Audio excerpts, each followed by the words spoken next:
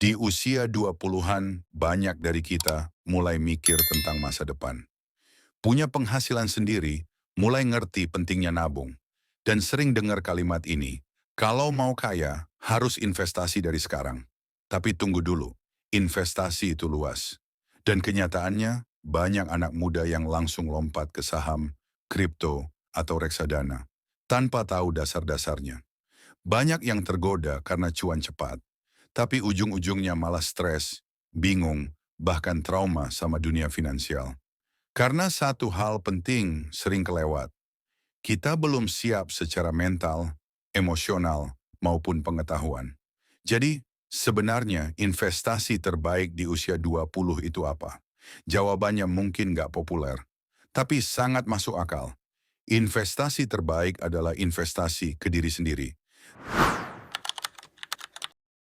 Zaman sekarang, buka Instagram, TikTok, YouTube semuanya ngomongin cuan.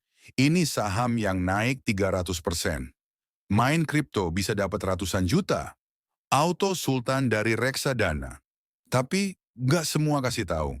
Apa yang harus disiapkan sebelum masuk ke dunia itu? Banyak yang nyemplung karena FOMO. Lihat temennya untung, langsung ikut.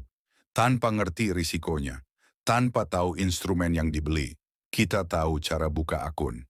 Tapi nggak tahu cara ngatur mental saat pasar jatuh. Padahal, modal terbesar itu bukan uang, tapi siapa kamu sebagai investor. Kalau kamu gampang panik, nggak konsisten, atau belum ngerti dasar keuangan, uang sebanyak apapun bisa lenyap. Investasi diri sering kedengarannya klis, tapi maknanya dalam banget. Investasi ke diri sendiri itu nambah nilai dalam dirimu. Nilai yang bikin kamu lebih adaptif, lebih kuat mental, lebih produktif, dan lebih bisa ngatur hidupmu sendiri. Kamu mungkin belum punya banyak uang, tapi kalau kamu terus berkembang, uang akan nyusul. Lalu gimana bentuk nyatanya? Satu, belajar skill bernilai. Skill bukan soal keren-kerenan, tapi soal kamu bisa bantu siapa dengan cara apa. Misalnya copywriting, storytelling, desain grafis, video editing, public speaking, data and digital marketing. Skill ini bikin kamu jadi orang yang dicari, bukan yang nyari terus.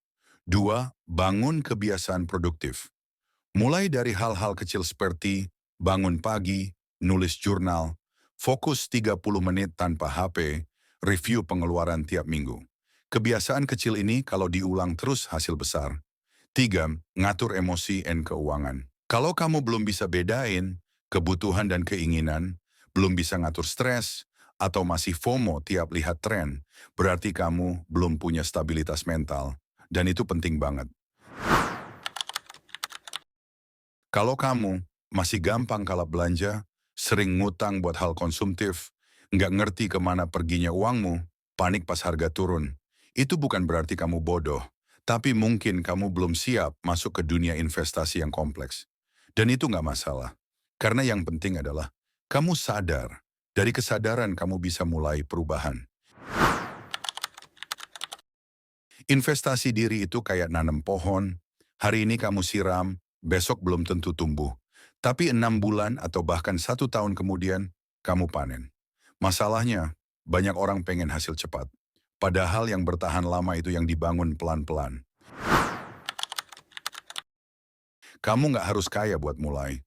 Kamu bisa mulai dari hal gratis. Baca buku digital, dengerin podcast, tonton video edukatif, nulis ide setiap pagi, gabung komunitas gratis yang sehat.